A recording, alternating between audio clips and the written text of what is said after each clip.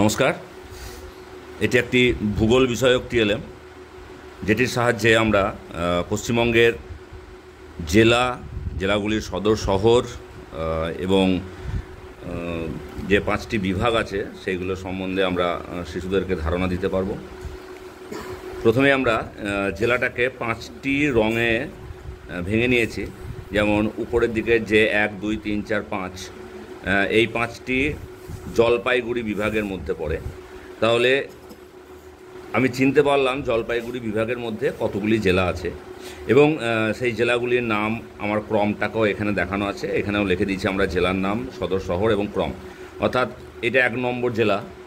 এই জেলাটার ক্রম অনুযায়ী এই জেলাটার নাম শিশুরা জানতে পারবে এবং তারা মনে রাখতে পারবে। যেমন এখানে আমার আছে 9 মুর্শিদাবাদ, অর্থাৎ 9 নম্বর জেলাটা হচ্ছে নীল রঙের মধ্যে, অর্থাৎ মালদা বিভাগের মধ্যে পড়ছে। মালদা বিভাগের মধ্যে 1, 2, 3, 4 চারটি জেলার অবস্থিত। 9 নম্বর জেলা হচ্ছে মুর্শিদাবাদ, অর্থাৎ শিশুরা খুব সহজেই মনে রাখতে পারবে এই জেলাটা হচ্ছে মুর্শিদাবাদ জেলা। এই জেলার সদর শহর হচ্ছে বহরমপুর।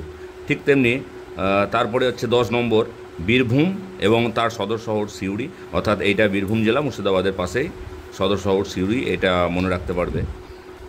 একটি চক্রের সাহায্যে আমি দেখিয়েছি। পূর্ব বর্ধমান 11 নম্বর ক্রম দেখানো হয়েছে, অর্থাৎ এটা পূর্ব বর্ধমান, যার সদর শহর হচ্ছে বর্ধমান।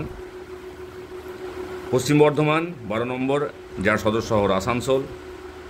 নদিয়া সদর শহর কৃষ্ণনগর, অর্থাৎ 13 নম্বর জেলাটা হচ্ছে কৃষ্ণনগর জেলা, এই সদর শহর জেলাটা হচ্ছে নদিয়া।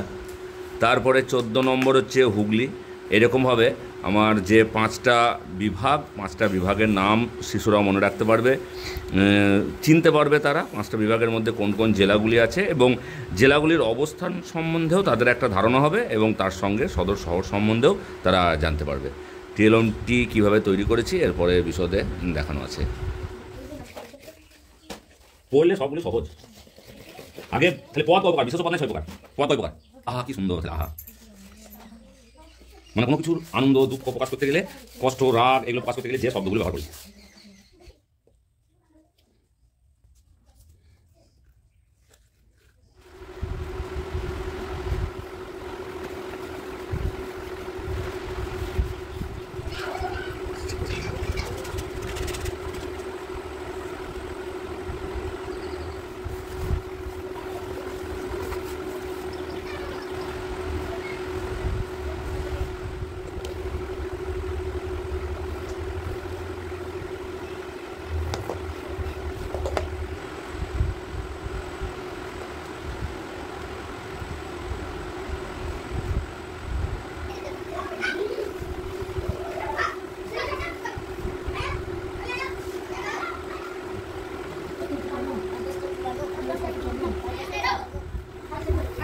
ছয়